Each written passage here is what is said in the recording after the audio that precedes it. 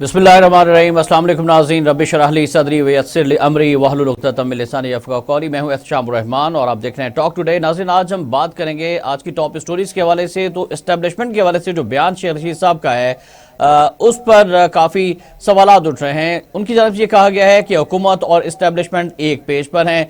दो जानिब गुज़श्ता दिनों ही बड़ी अहम मुलाकात हुई थी वज़ीर आज़म साहब की और उनसे आर्मी चीफ और DGISI ने मुलाकात की। दौरा चीन के हवाले से अहम मामलात पर डिस्कशन हुई और अगले ही दिन शेख रशीद साहब का ये बयान कि दोनों एक पेज पर हैं और किसी किस्म का कोई भी जो है वो तजाद नहीं है दोनों की सोच पे, एस्टेब्लिशमेंट और मौजूदा हुकूमत की सोच में। अगर एहतसाब की बात की जाए, शहजाद अकबर साहब को फारिग किया गया गुज़श्ता दिनों और ये भी बहुत बड़ा हुकूमत के एहतसाबी निज़ाम पर सवाल निशान है कि उन्हें क्यों फारिग किया गया। क्या वो नाकाम हो गए? इमरान खान साहब उनसे खुश नहीं थे, फिर एक ऐसे शख्सियत को जिनका ताल्लुक पाक फौज से रहा है उन्हें अब उनकी जगह पर लेकर आए हैं। और पाकिस्तान के अंदर अगर देखा जाए करप्शन से मुताल्लिक गुज़श्ता चंद दिन पहले बड़ी अहम रिपोर्ट ट्रांसपेरेंसी इंटरनेशनल की जानिब से जारी की गई, जिसमें ये कहा गया कि परसेप्शन जो है करप्शन के हवाले से वो बहुत ज़्यादा ऊपर चला गया है और अवाम जो है मौजूदा हुकूमत से सेटिस्फाई नहीं है। अपोजिशन इस रिपोर्ट को अपने हक पे इस्तेमाल करी है, जबकि हुकूमत की जानिब से ये कहा गया है कि जो ट्रांसपेरेंसी इंटरनेशनल है इसकी क्रेडिबिलिटी मशकूक है। आदिल गिलानी साहब की शख्सियत पर सवालात उठा दिए गए हैं कि ये भी प्रो नवाज शरीफ हैं और ऐसा लगता है हुकूमत की जानिब से जो ये तासुर दिया जा रहा है कि शायद इसमें किसी ना किसी तरह अपोजिशन जमात और मुस्लिम लीग नून का हाथ है। हुकूमत के खिलाफ ये भी एक प्रोपेगेंडा किया जा रहा है। तीसरी जानिब अगर हम देखें सिंध की सूरत हाल, जमात इस्लामी की जानिब से कामयाब एहतजाजी धरना, पुरअमन एहतजाजी धरना दिया जा रहा था और 28 दिन हो गए, तकरीबन एक महीना होने को है। किसी किस्म की कोई हमने ऐसी खबर नहीं सुनी थी कि कानून को हाथ में लिया जा रहा हो। लेकिन MKM जो कि हुकूमत की इत्तेहादी है, हुकूमत की हलीफ जमात है और जिसका माजी जो है वो बड़ा दागदार रहा है, उसकी जानिब से जब कल एहतजाज किया गया तो ये एहतजाज जो है इसको कोई और ही रंग दिया जा रहा है। जमात इस्लामी का पुरअमन धरना एक तरफ, हुकूमत के साथ उनकी बैकडोर बातचीत भी चल रही थी बल्दियाती निज़ाम के हवाले से, लेकिन MKM जो बहुत पीछे रह गई थी उनकी जानिब से हमेशा से हमने देखा कि इस तरह की कोई की जाती है सियासत के किसी न किसी तरह से वो लाइमलाइट में आ जाएं। और कल जो तशद्दुद किया गया सिंध असम्बली के सामने पीपल्स पार्टी की हुकूमत की जानिब से, इसको हाईलाइट करते हुए इसे एक और रंग देने की कोशिश की जा रही है और वो है लसानी रंग, जिसकी वजह से खतरात महसूस हो रहे हैं कि सिंध में खुदा ना खास्ता कि एक बार फिर लसानी सियासत को फ़रोग़ देने और MKM को दोबारा से जिंदा करने के लिए कोई एक नई गेम तो नहीं तैयार की जा रही और कराची में खुदा न खास्ता फिर ऐसा सिलसिला तो नहीं शुरू होने जा रहा कि जिसकी वजह से अमन अमान की सूरत हाल जो है वो मखदूश हो जाएगी। इस पर बात करेंगे बहुत ज़्यादा मेहमानों से। मलिक अरशद आसिम साहब सीनियर सहाफ़ी हैं, तजियाकार हमारे साथ हैं और टेलीफोन लाइन पर अब्दुल्ला गुल साहब हमें ज्वाइन करेंगे। मलिक साहब अस्सलाम वालेकुम। वालेकुम। भाई साहब, सबसे पहले तो बात हो जाए जरा एस्टेब्लिशमेंट के हवाले से, क्या हो रहा है इस्लामाबाद में? बहुत शुक्रिया एहतशाम साहब। हम बात करते हैं जब हुकूमत के इन दावों की और इन बयानात की कि हमेशा ये कहा गया कि एस्टेब्लिशमेंट और हुकूमत एक पेज पर होने का दावा किया जाता है। आपको याद होगा कि जिस वक्त मियां नवाज शरीफ हुकूमत में थे और उनके आखिरी अयाम थे हुकूमत के अंदर, इक़्तिदार के अंदर, तो वो भी जाते जाते यही अक्सर बयान देते थे और उनके जो वज़रा है वो भी यही बयान देते थे कि एस्टेब्लिशमेंट और हुकूमत जो है वो एक पेज पर हैं। और फिर अचानक ऐसे हुआ कि एक पेज फट गया और वो एक पेज ना रहा। और आपने ये देखा कि मौजूदा हुकूमत में भी ये दावा किया जा रहा है कि एस्टेब्लिशमेंट और हुकूमत की सोच यकसा है, दोनों एक ही समत में वो सफ़र कर रहे हैं। और ये भी हम देख रहे हैं कि जो बयानात आ रहे हैं मौजूदा हुकूमत के वज़रा की तरफ से, उनमें भी कहा जा रहा है कि हुकूमत और एस्टेब्लिशमेंट एक पेज पर हैं। लेकिन यूं लग रहा है कि एक पेज पर अब नहीं दिखाई देंगे कुछ दिनों के बाद। जैसे कि आपने देखा है कि खुद वज़ीर आज़म भी इस बात का इरादा कर चुके हैं और उन्होंने बरमला इसका इजहार किया है। उनका ये कहना था कि कुछ लोगों को दोबारा इक़्तिदार में लाने के लिए राह हमवार की जा रही है, उनके जो मुकदमात है उनको खत्म करने की बात की जा रही है। और इसका आपने अमली तौर पर सबूत देख भी लिया है कि एक जो हमारे सुप्रीम कोर्ट बार एसोसिएशन के सदर एहसन भून साहब हैं, उन्होंने एक पिटीशन दायर की है, एक आईनी पिटीशन दायर की है सुप्रीम कोर्ट के अंदर। तो जाहिर ये बातें जो पहले ढके छुपे हो रही थी, और वो पिटीशन ये है मलिक साहब के नवाज शरीफ साहब की ताहयात नाअहली खत्म की जाए। उसमें दो बड़े फरीक बनते हैं, एक मियां मोहम्मद नवाज शरीफ साहब बनते हैं और दूसरे जहांगीर तरीन साहब बनते हैं। इसके अलावा और भी बड़े नामी ग्रामी जो लोग हैं जिन्हें ताहयात नाअहल किया गया था, बेसिकली मकसद ये है कि ये जो तलवार लटकाई जाती है, जो सियासी रहनुमा, जो सियासी क़यादत है, उसको हटाने के लिए एक ऐसी जो राह तलाश कर लीजिए, एक ऐसा आईनी रास्ता इख्तियार किया जाए ताकि मुस्तकबिल में इस तरह का किसी को सामना ना करना पड़े। लेकिन जो अहम बात है वो ये है कि अगर हुकूमत और एस्टेब्लिशमेंट एक पेज पर ही हैं तो फिर ये बार बार वजाहत देने की जरूरत क्यों पेश आ रही है? एक तरफ ये हुकूमती वज़रा ये कहते हैं कि अपोजिशन के लोग हैं वो गेट नंबर 4 से जाते हैं, मुलाकात करते हैं, कुछ लोग ये दावा करते हैं कि रात के अंधेरे में मुलाकातें होती हैं। अगर उनको सब खबर है तो जो इदारे हैं वो सबके इदारे हैं, तमाम सियासी जमातें, चाहे उनका किसी भी नजरिए से ताल्लुक हो, चाहे वो सियासी तौर पर हो या मजहबी तौर पर हो, जो पाकिस्तान के जितने भी इदारे हैं वो कौमी इदारे हैं और कौमी इदारों के साथ रवाबत रखना, ताल्लुकात उस्तवार करना बहसियत सियासी जमात पाकिस्तान की शहरी का हर एक का अपना फर्ज। बिल्कुल सही। मलिक साहब, आपकी इजाजत से हम गुफ्तगू को आगे बढ़ाते हैं। अब्दुल्ला हमीद गुल साहब हमारे साथ टेलीफोन लाइन पर आ चुके हैं। अब्दुल्ला हमीद गुल साहब, अस्सलाम वालेकुम। सर, बहुत शुक्रिया आपके कीमती वक्त का। ये दावा किया जा रहा है कि इस्टेब्लिशमेंट और हुकूमत एक पेज पर है। आप क्या समझते हैं कि क्या इंटरनेशनल इस्टेब्लिशमेंट का भी इस वक्त पाकिस्तान की इस्टेब्लिशमेंट पर कोई दबाव है, जिसकी वजह से जो हमें सिनारियो बनता दिखाई दे रहा है कि नवाज शरीफ साहब की ताहयात नाअहली के खिलाफ दरखास्त आ गई, फिर आर्मी चीफ और DGI खुद वज़ीर आज़म हाउस में आए और दौरा चीन के हवाले से वज़ीर आज़म साहब से जो उनकी गुफ्तगू हुई और फिर आज शेख रशीद साहब का बयान, कैसे एनालाइज करेंगे इस तमाम सूरत हाल को सर आप? बिस्मिल्लाहिर्रहमानिर्रहीम। देखें, जहाँ तक ताल्लुक है कि एस्टेब्लिशमेंट और हुकूमत एक पेज पे है या नहीं है, मेरा ख्याल है पाकिस्तान के जो भी अंदरूनी और बैरूनी हमारे चैलेंजेस हैं उस पे मेरे ख्याल में हर कोई एक पेज पे है। सिर्फ यही नहीं बल्कि कौम भी एक पेज पे है। लेकिन कौम को अगर दरपेश तकलीफ हो तो आपका क्या ख्याल है कि सिक्योरिटी फोर्सेस जो है वो उसमें शामिल होंगी? क्या ये जो महंगाई है, ये जो एक बेरब्तगी है, जो बेज़ाब्तगियां हैं, जो करप्शन के अंदर 140वें नंबर पे आ जाना है और जो IMF के हवाले से डीलें हैं, क्या आपका क्या ख्याल है कि किसी भी मुल्क की कोई सिक्योरिटी फोर्स जो है वो इस किस्म के जो शाहकारियां हैं उनके अंदर वो शामिल होंगे? मेरा ख्याल है कि ये एक फजूल बात है और पूरी दुनिया के अंदर ऐसा नहीं होता। इसलिए जाहिर है फौज के अपने डोमेन्स होते हैं जिनकी ज्यादा कंसर्न जो होती है वो अंदरूनी और बैरूनी सिक्योरिटी कंसर्न हैं जिनको उन्होंने देखना होता है, बिलखसूस अफगानिस्तान, कश्मीर और जो अंदरूनी तौर पर हमें इस टाइम पे दहशतगर्दी, BLA, BLF के जो चैलेंजेस हैं उनसे हम नबरदाज़मा हैं जी। और साथ ही साथ मुल्क की जो सलामती है और वो अमन और अमान बहाल करना है वो भी फौज के जिम्मे है। अब तहरीक लब्बैक का धरना हुआ तो क्या वजह हुई कि उसमें फौज को इंटरवीन करना पड़ा। इसी तरीके से माजी का जो धरना हुआ इमरान खान साहब ने दिया, उसके अंदर अफवाज पाकिस्तान के उस वक्त के सरबराह जो थे उन्होंने ताहिरुल कादरी साहब से और इमरान खान साहब से दोनों से जो है वो बात की और बड़ी फखरिया दोनों हजरात ने अपनी तकारीर में उसको बयान किया। क्यों किया? अब्दुल्ला गुल साहब, खता कलामी की इजाजत में वेलकम करना चाहूंगा डॉक्टर राव मंजर हयात साहब को, हमारे साथ स्काइप पर उन्होंने ज्वाइन किया है। अस्सलाम वालेकुम डॉक्टर साहब, अब्दुल्ला हमीद गुल साहब से बात हो जाए फिर आपकी तरफ आते हैं। जी अब्दुल्ला हमीद गुल साहब। शुक्रिया। तो मकसद ये है कि ये एक पेज का जो ढोंग है ये मेरे ख्याल में अब रचाना नहीं चाहिए। हुकूमत अपनी कारकर्दगी की बुनियाद के ऊपर लोगों को बताए, हुकूमत अपनी जो एफिशिएंसी है वो दिखाए। लेकिन मतलब आप ये फरमा रहे हैं कि एस्टेब्लिशमेंट को तहफ़्फ़ुज़ात हैं और एक पेज का जो राग लापा जा रहा है वज़ीर दाखिला साहब की जानिब से वो दुरुस्त नहीं है। एस्टेब्लिशमेंट को तहफ़्फ़ुज़ात हैं उनकी पॉलिसीज़ पर। क्या चाहते हैं कि वज़ीर दाखिला जो है वो ये कहें कि एक पेज पे नहीं है? ऐसा तो नहीं हो सकता। वज़ीर दाखिला जो है बेचारे जिसकी नौकरी करते हैं, जिसका खाएंगे उसका गुण गाएंगे। लेकिन जो बात मैं आपको बताना चाह रहा हूँ कि क्या आपके ख्याल में जो 6 अक्टूबर के बाद इमरान खान साहब ने जो एक ड्रामा बनाया ISI के चीफ की तैनाती के हवाले से, आपका क्या ख्याल है कि अब बहुत अच्छे मरासिम होने चाहिए? वो सारी चीज जो तमस्खर बनाया, ऐसा लगता नहीं है, बिल्कुल दुरुस्त फरमा रहे हैं। दुकानदार तक और दुकानदार से लेके टीवी की जीनत बनता रहा इस 2 माह से ज्यादा, वो 20 नवंबर तक, आपका क्या ख्याल है कि वो बिल्कुल मतलब हर चीज जो है वो भूल जानी चाहिए और उसको फरामोश कर देना चाहिए है? ये इमरान खान साहब देखे ना, एक जिम्मेदार इदारे के ऊपर इस किस्म के जो जब बातें करेंगे तो एक पेज का ड्रामा तो 6 अक्टूबर को जनाब खत्म हो चुका है। राइट। अब्दुल्ला गुल साहब, आपकी इजाजत से मैं जरा गुफ्तगू को आगे बढ़ाऊंगा। राव मंजर हयात साहब ने भी हमें ज्वाइन किया है तो उनसे भी हम उनकी कीमती आरा जानेंगे। डॉक्टर साहब क्या समझते हैं हुकूमत और इस्टेब्लिशमेंट? अब्दुल्ला गुल साहब का तो फरमाना है कि ऐसा बिल्कुल भी नहीं है कि एक पेज पर है, कहीं ना कहीं जो है वो कुछ मामलात है, अवाम की तकलीफ का इस्टेब्लिशमेंट को भी एहसास है, बढ़ती हुई महंगाई का उनको भी एहसास है, फिर IMF के साथ जो डील है उसका भी एहसास है। तो सवाल हमारा ये है कि क्या इंटरनेशनल इस्टेब्लिशमेंट का भी कोई दबाव है मौजूदा इस्टेब्लिशमेंट पर, मौजूदा हुकूमत की कारकर्दगी के हवाले से?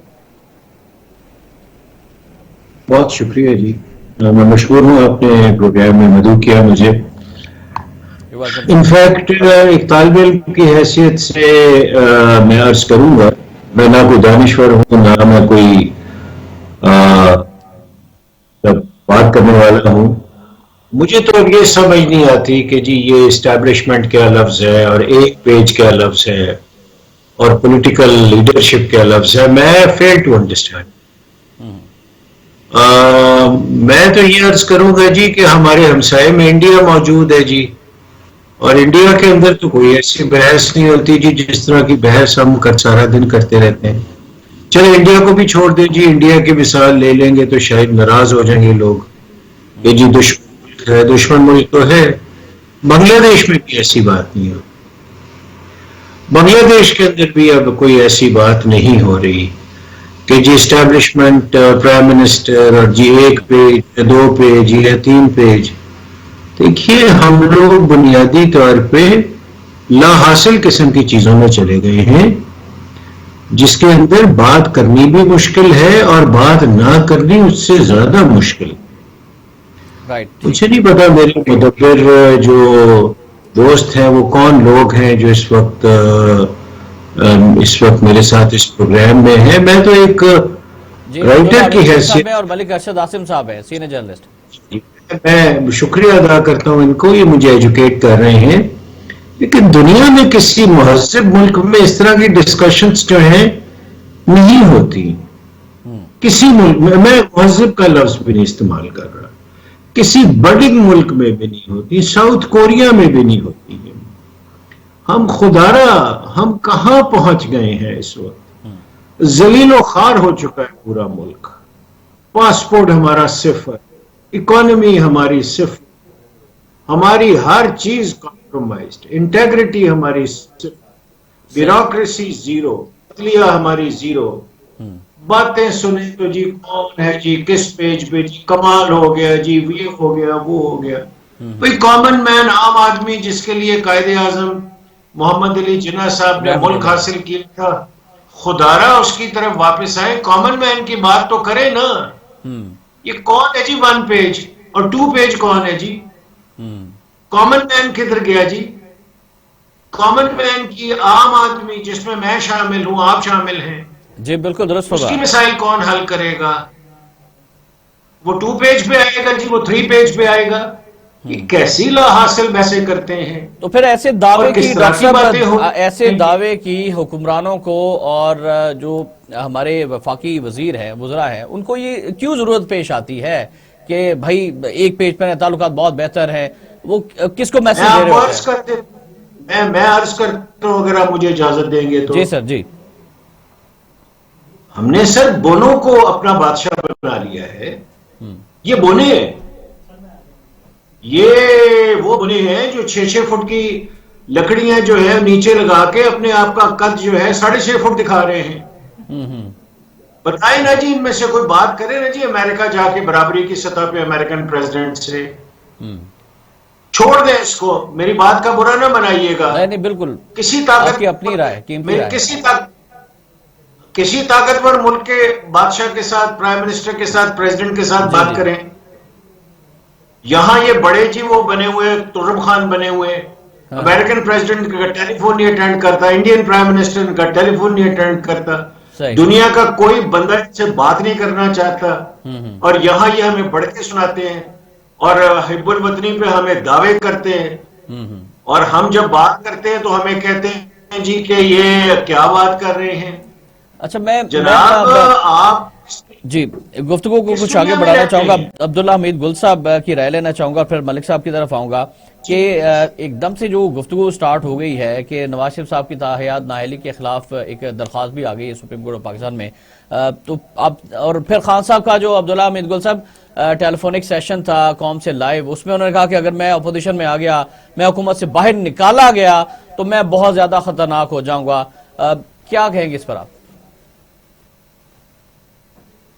था कि इंटरनेशनल एस्टेब्लिशमेंट का कोई दबाव है तो बिल्कुल है, इंटरनेशनल एस्टेब्लिशमेंट का दबाव जाहिर है। पाकिस्तान की एक न्यूक्लियर रियासत है और न्यूक्लियर रियासत का इस तरह से इकोनॉमी में फेल होना ये कोई अच्छे खुशाइन तो मेरे ख्याल में साइंस नहीं है। दूसरी तरफ जो है वो आपको मालूम है कि जब नवाज शरीफ साहब जब गए थे पहले परवेज मुशर्रफ के दौर में तो कैसे गए थे, और मुझे तो अच्छी तरीके से पता है बिल क्लिंटन के साथ जो है क्लिंटन ने ये कहा था, जो कहा गया कि जी बक्से खुले हुए थे वो इसलिए क्योंकि बिल क्लिंटन ने कहा था, क्योंकि टाइम डिफरेंस था, उसने कहा था कि जी I want my friend out of Pakistan before I leave Oval Office, के अल्फाज हैं उसके, और उसके ऊपर उसको जो है वो यहाँ से ले गए। और फिर वो जो जितनी भी आपको पता है कहा गया कि जी परवेज मुशर्रफ के साथ साइन हुआ था कि वो पाकिस्तान नहीं आएंगे, फलाना नहीं होगा, वो सब बात खत्म हो गई। तो ये देखिए ना, ये चीजें, वो तो परवेज मुशर्रफ थे उस टाइम पे, तो वो उनके पास 4 ओहदे थे मुख्तलिफ पाकिस्तान के, बड़े मजबूत आदमी थे। लेकिन फिर क्या हुआ, तो मकसद ये है कि कभी सियासत ऊपर आ जाती है, कभी रियासत ऊपर। तो अब्दुल्ला गुल साहब, सवाल ये है कि क्या चाइना के दौरे से कबल जो हम मुलाकात हुई है, क्या चाइना को भी अभी मौजूदा हुक्मरानों से कुछ तहफ़्फ़ुज़ात हैं सी पैक के तनाजुर में?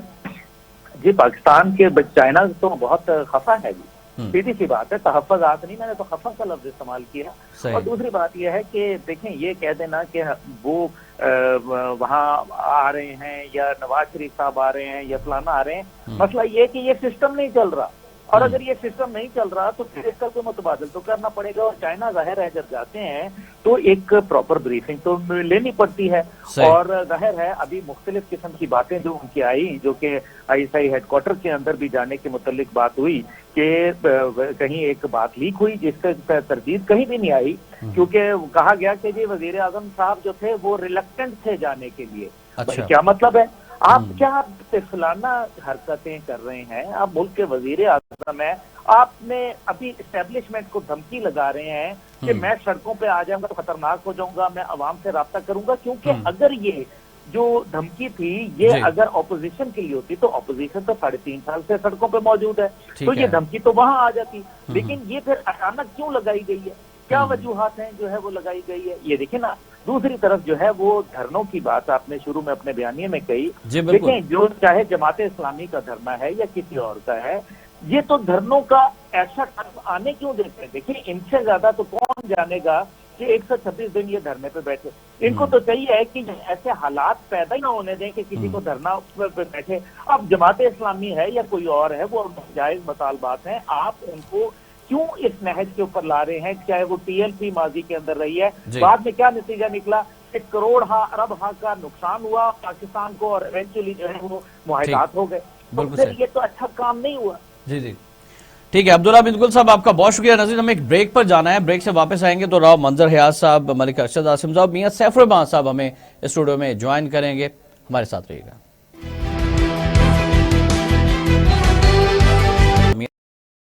सैफ साहब, आप से कबल हमारी थी एस्टेब्लिशमेंट के हवाले से, अगर पाकिस्तान के अंदर करप्शन है, पाकिस्तान के अंदर बेरोजगारी है, पाकिस्तान के अंदर महंगाई है, हुकूमत के जो दावे हैं वो सिर्फ दावों की हद तक ही हैं, अवाम मुतमईन नहीं है, इसके बावजूद फिर ये कह दिया जाता है कि एस्टेब्लिशमेंट और हुकूमत एक सफ़े पर है, तो ये आपको मज़ीक़ा खेज़ दिखाई देता है? देखिए, मज़ीक़ा खेज़ तो हमारे यहाँ पूरे का पूरा सिस्टम ही ये रहा है हमेशा से। लेकिन हमारे यहाँ देखना ये है कि कौन सी कुव्वत जो है हमारे यहाँ कमांड कर रही है, कंट्रोल कर रही है, क्या सिस्टम चल रहा है, कौन लोग डोमिनेट कर रहे हैं, कहाँ से डिक्टेशन आती है, किन लोगों का रीजन फॉर एग्जिस्टेंस क्या है। यानी कि अगर वजीर आजम जो है वो कहाँ से ताकत जो अखज़ करते हैं अपनी, क्या वो वाकई अवाम के मैंडेट की ताकत से चल रहे हैं या कहीं और से किसी इशारे से चल रहे हैं, जिसको कभी अंपायर की उंगली भी वो कहते थे। और जो अंपायर हैं, क्या अंपायर हैं वो क्या समझते हैं कि क्या अवाम के अंदर बेचैनी, इस्तराब या जो खलबली या जो परेशानियां हैं, क्या उनका इतना बड़ा मेन इशू है, मेन प्रायोरिटी है? ये भी नहीं है, ऐसा नहीं है। दुनिया भर के देखें, हर इदारे का या हर जो सिस्टम किसी भी मुल्क में मौजूद है, اس کا اپنا ایک فوکس ہوتا ہے, اس کی اپنی ترجیحات ہوتی ہیں, اس کے مطابق انہوں نے اپنا نظام چلانا ہوتا ہے. رائٹ, کہیں نہ کہیں پہ ملٹی کانٹینجنسی پلانز بنتے ہیں, کرائسس سینیریو بنتے ہیں. ان پرائرٹیز میں کچھ پرائرٹیز یہ کچھ نچلے درجے کی پرائرٹیز ہیں. یہ بنیادی طور پہ جو منتخب حکومتیں ہوتی ہیں, مینڈیٹ لے کے آتی ہیں, جی یہ ان کی پرائرٹیز ہیں. ان کا کام ہے کہ ماڈریٹ کرنا, تمام ایک توازن قائم کرنا اداروں میں بھی, اداروں کے ڈیمانڈز میں, مطالبات زر میں, لوگوں کی مصائب میں, لوگوں کی مشکلات میں. تو ابھی آپ دیکھیں نا کہ پرائم منسٹر ورلڈ بینک کا, بلومبرگ کا برملا ذکر کر رہے ہیں. جی, وہ کہہ رہے ہیں کہ ان کے ترجمان صحیح طرح سے جو ہے نا وہ ان کو ایکسپوز نہیں کر رہے, آپ اندازہ کریں, میں نے کئی ایکسپرٹس کے ساتھ احتشام صاحب بات کی ہے, وہ کہتے ہیں کہ یہ تو اکانومی کو ری بیس کیا گیا, اس کے اندر جو کسوٹیاں بالکل تبدیل کی گئی ہیں, یہ بتانے کے لیے عوام کو بڑی خوشنما پکچر ڈرا کرنے کے لیے. ورلڈ بینک کی جو economic prospects, global economic prospects report ہے نا 2022 کی, وہ پروجیکٹ کر رہی ہے 3.4% گروتھ آپ کی. صحیح, اور وہ بھی ابھی میرا خیال ہے, میں سمجھتا ہوں تھوڑا ہائر سائڈ پہ ہے. تو یہ بھی عوام کے ساتھ فراڈ کیا جا رہا ہے. جی, اگر ساتھ یہی تو میں کہہ رہا ہوں کہ اس پہ یہاں ہم 5.4 5.5 یہ اشاریہ اول تو میں تو مانتا ہی نہیں. میں تو ایک عام دیسی سا لے مین آدمی ہوں.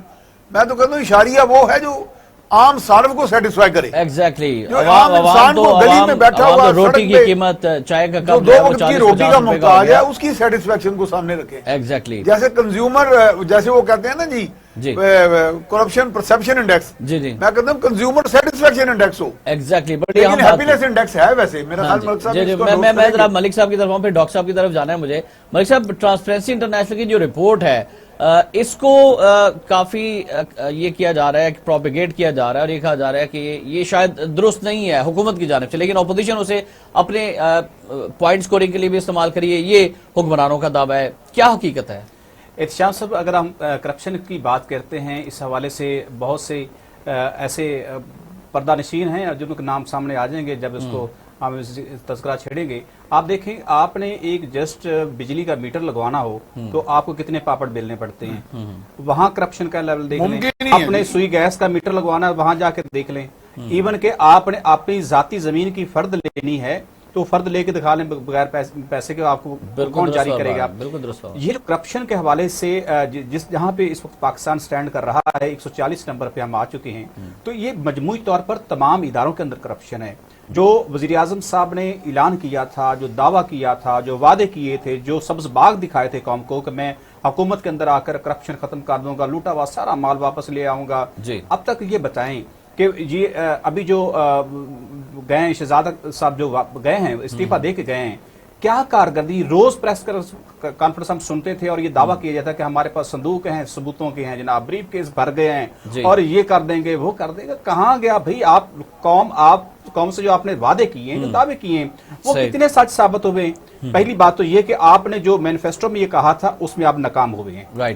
دوسری بات یہ کہ جو کرپشن سرایت کر چکی ہے لوگوں کے اندر, جو ہمارا مجموعی طور پر معاشرہ دیکھ لیں جہاں کہاں ہم سٹینڈ کر رہے ہیں.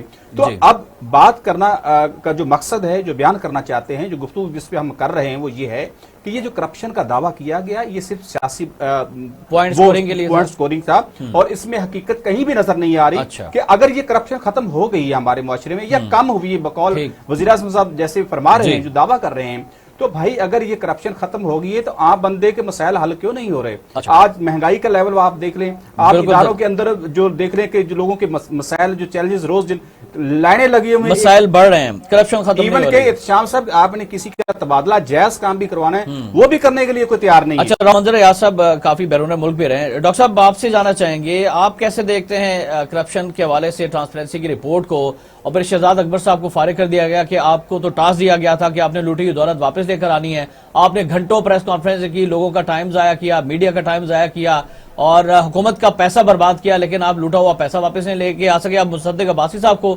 ان کی جگہ پر لائے گئے ہیں, تو آپ سمجھتے ہیں کہ ایک سال جو باقی رہ گیا ہے اس میں لوٹا ہوا پیسہ واپس لے آئیں گے عمران خان صاحب؟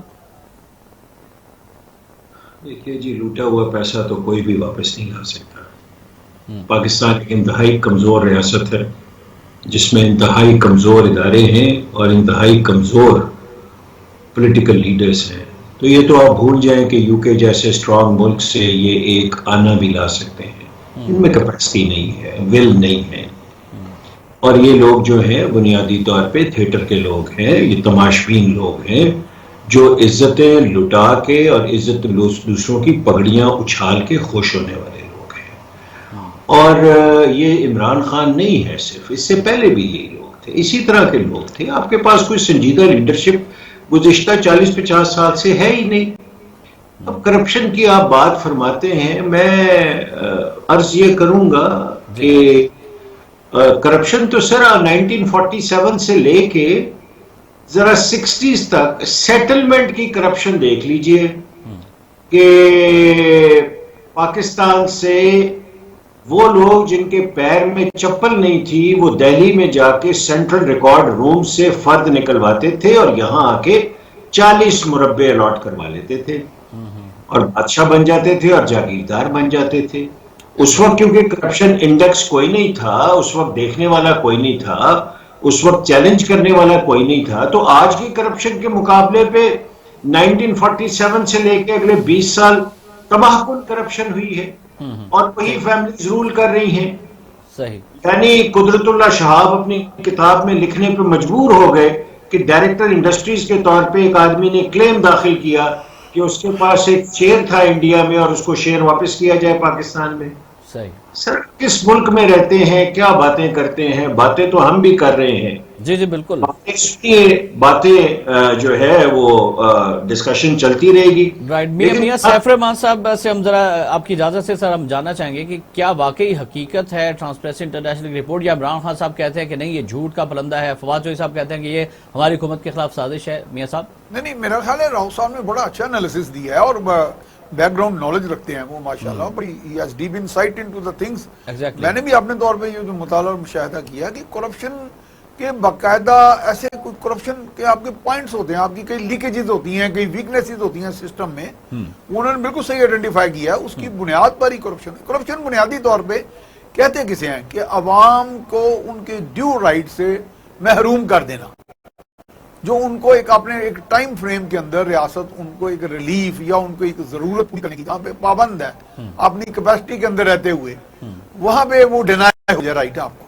صحیح. تو وہ تو ڈینائی آپ کو کب سے ہو رہا ہے، اور یہ واقعی صرف عمران خان کے دور میں تو نہیں ہو رہا، لیکن جب آپ ایک بات صرف اب یہ ہے جو آپ نے موضوع چھیڑا ہے نا جی، اور جو سوال ہے اور جس کا ہمیں جواب دینا ہے کہ یہ کیا ہمیں، وہ ویسے پنجابی کہنے کو کتے نے وڈیا ہے کہ میں یہ کھڑا ہو کے باقاعدہ ایک تقریر کر کے بابا کے دول بڑے اوپر کانفیڈنس کے ساتھ کہہ دوں نہیں دنیا کا سب سے سستا ملک ہے، دنیا کا سب سے آنسٹ ملک ہے، دنیا کا سب سے بہترین نظام ہے، اس کے کہنے کی ضرورت کیا ہے؟ ویسے میرا مطلب ہے کہ جس طرح کا بھی ملک ہے وہ چل رہا ہے، ٹھیک ہے، کچھ چلانے کی کوشش کر رہے ہیں، کچھ آپ کو سمجھ نہیں آ رہی. عوام تو یہ جانتے ہیں کہ جو کھانے کا جو تیل ہے وہ 450 روپے کا مل رہا ہے. ایگزیکٹلی. تو جب لوگوں کے ساتھ جو بیت رہی ہے اس کے بارے میں کیا ہو رہا ہے، جیسے چودھری شجاعت صاحب نے ایک بڑی اچھی بات کی ہے، انہوں نے ٹھیک ہے ان کا جو ان کے بارے میں اختلافات بھی ہوں گے لوگوں کو، وہ کبھی ان کے بھائی جو تھے، کزن جو تھے، وہ کہتے تھے کہ جی 10 سال جو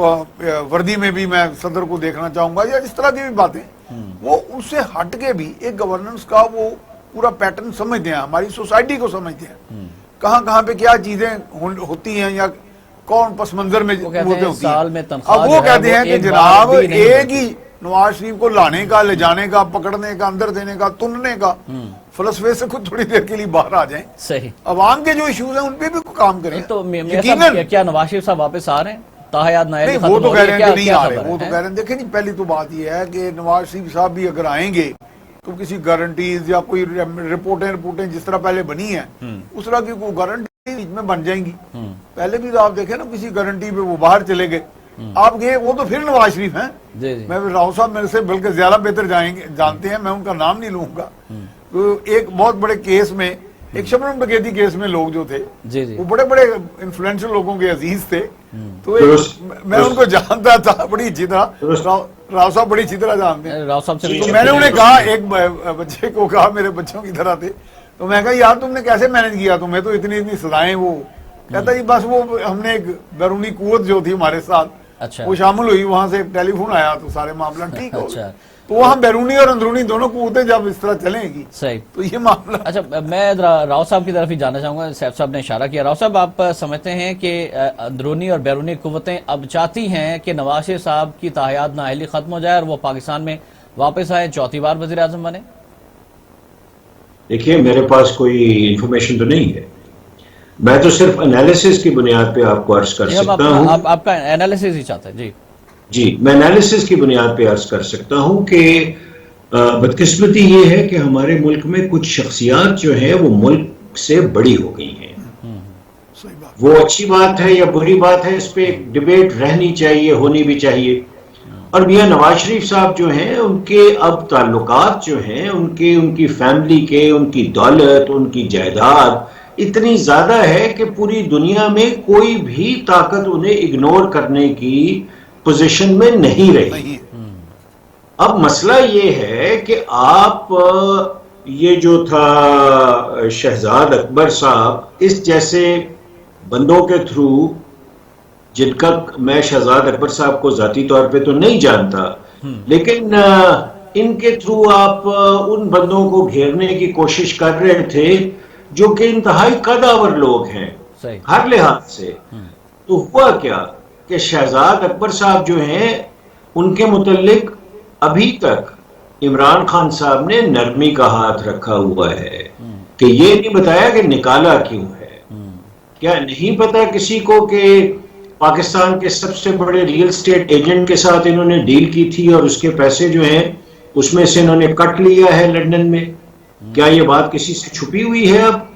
لیکن میاں نواز شریف صاحب ہو گئے اور اس طرح کے 2-3 ہمارے سیاسی کردار ہو گئے، فوجی کردار ہو گئے، غیر سیاسی کردار ہو گئے، وہ بہت بڑھ چکے ہیں ریاست سے اوپر. ڈاکٹر صاحب بہتی گنگا میں سب نے ہاتھ دھوئے ہیں، ہم کس کا جو ہے وہ نام لیں؟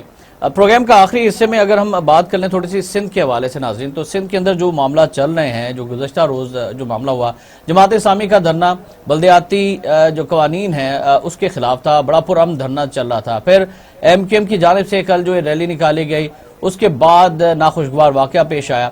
تو ایسا لگتا ہے کہ اب ایک لسانیت کو فروغ دیا جا رہا ہے. ملک صاحب کیا رپورٹ ہے آپ کے پاس کراچی کے صورتحال کے تناظر میں؟ احتشام صاحب آپ دیکھیں جیسے آپ نے انٹرو میں بات کی تھی کہ پرامن کون لوگ رہتے ہیں اور پرامن کون سے لوگ ہیں وہ نہیں رہتے.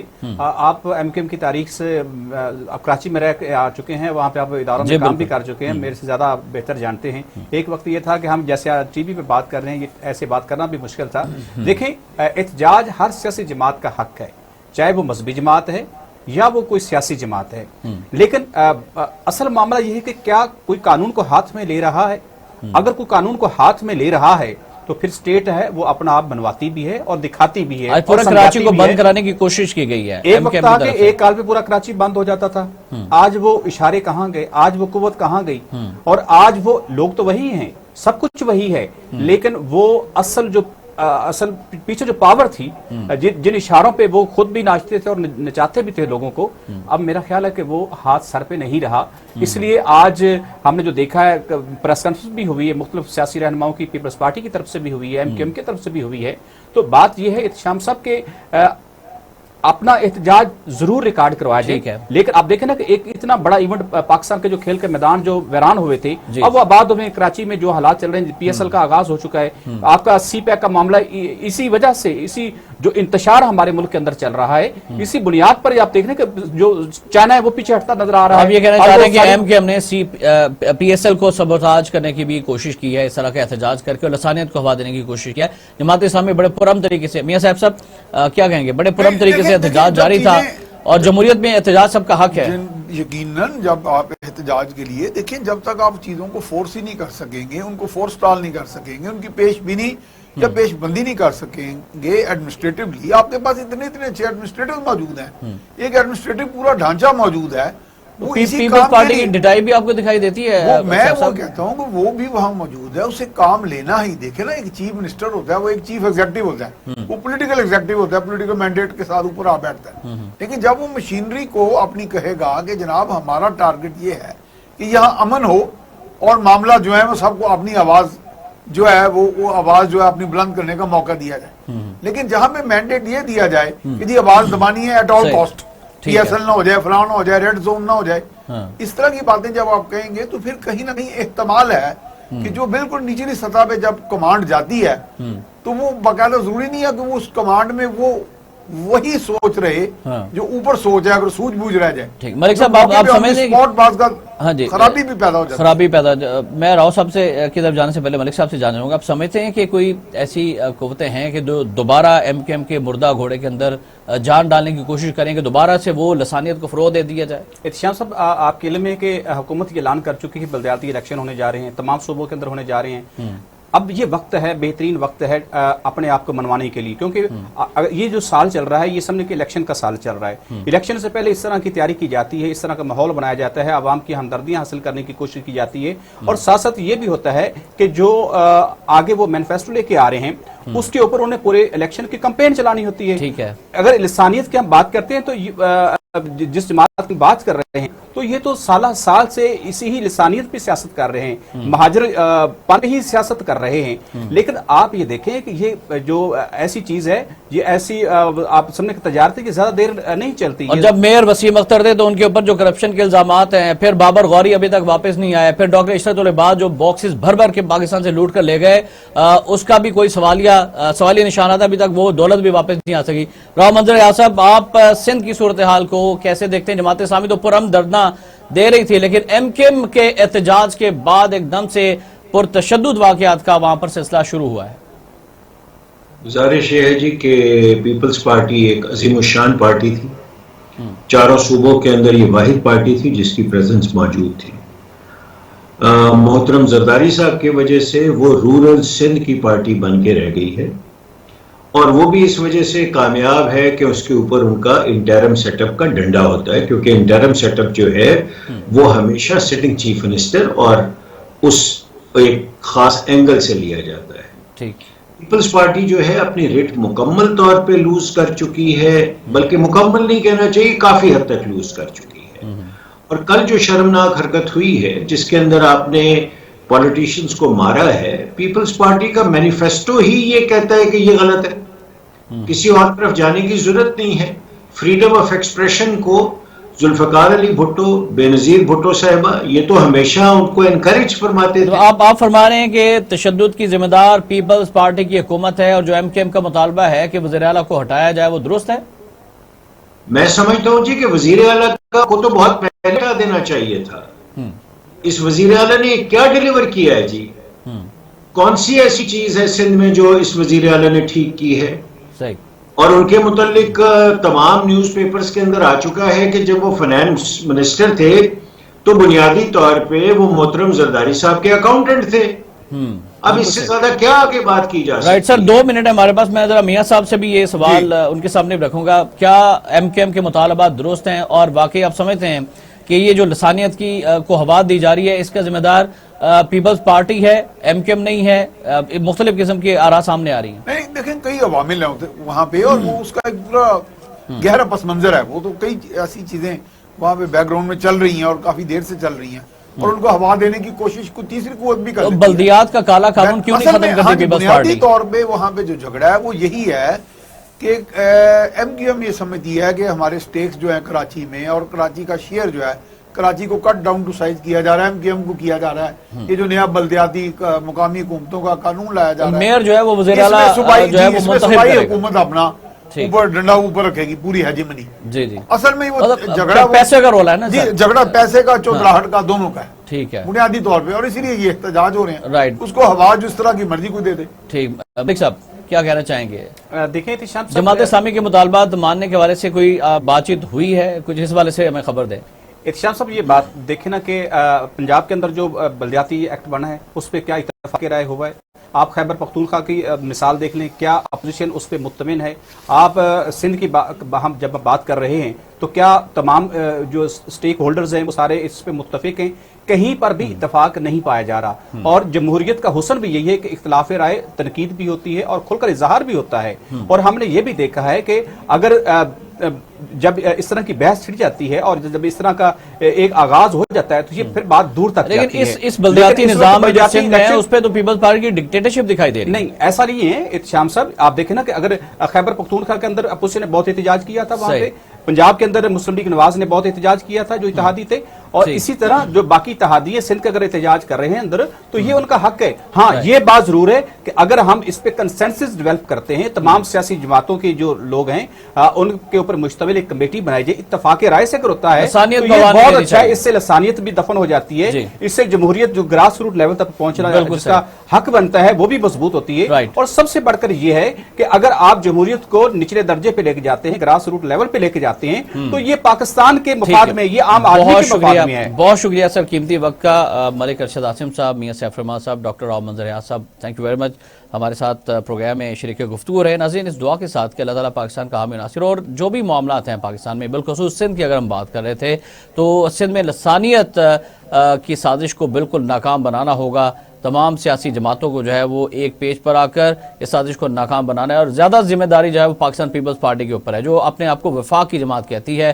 اس کو ساری جماعتوں کو ساتھ لے کر چلنا ہوگا, اور جو تحفظات ہیں دوسری سیاسی جماعتوں کے, ان کو بلدیاتی قانون کے حوالے سے دور کرنا ہوگا, تاکہ یہ سازش جو ہے اس کو ناکام بنایا جا سکے. اور کراچی کا امن, سندھ کا امن, پاکستان کا امن ہے. احتشام الرحمان کو اس دعا کے ساتھ کہ اللہ تعالیٰ پاکستان کا حامی ناصر ہو, اور جو پی ایس ایل ہو رہا ہے وہ پرم طریقے سے, کامیاب طریقے سے اس کا انعقاد ہو, اور پاکستانی قوم کو خوشیاں دیکھنے کو ملیں, یہاں پر امن و امان رہے. اجازت دیجیے گا, اللہ حافظ.